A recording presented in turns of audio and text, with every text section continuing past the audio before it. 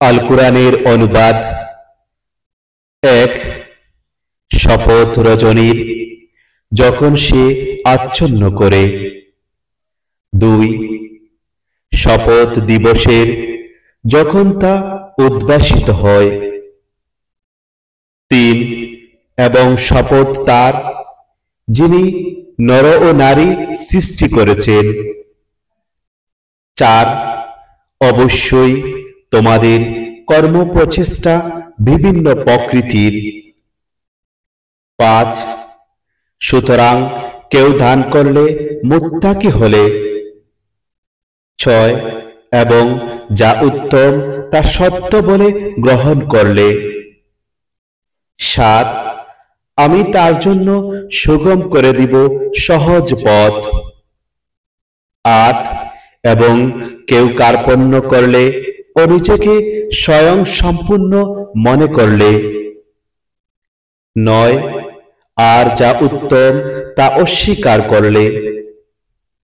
১০ তার জন্য আমি সুগম করে দিব কঠোর পথ। ১১ এবং তার সম্পদ তার কোনো কাজে আসবে না যখন সে ধ্বংস হবে। ১২ আমার কাজ তো কেবল পথ নির্দেশ করা। ১৩ আমি তো মালিক পরলোকের ও ইহলোকের। ১৪ আমি তোমাদেরকে লেলিহান অগ্নি সম্পর্কে সতর্ক করে দিয়েছি। ১৫ তাতে প্রবেশ করবে সেই যে নিতান্ত হতভাগ্য। ১৬ যে অস্বীকার করে ও মুখ ফিরিয়ে নেয়।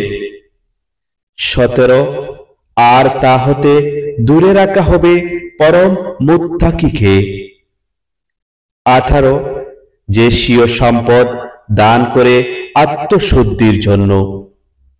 ১৯ এবং তার প্রতি কারো অনুগ্রহের প্রতিদানে নয়।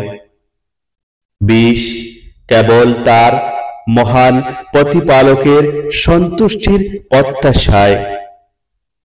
২১ সে তো অচিরেই সন্তোষ লাভ করবে। সূরা আল লাইল।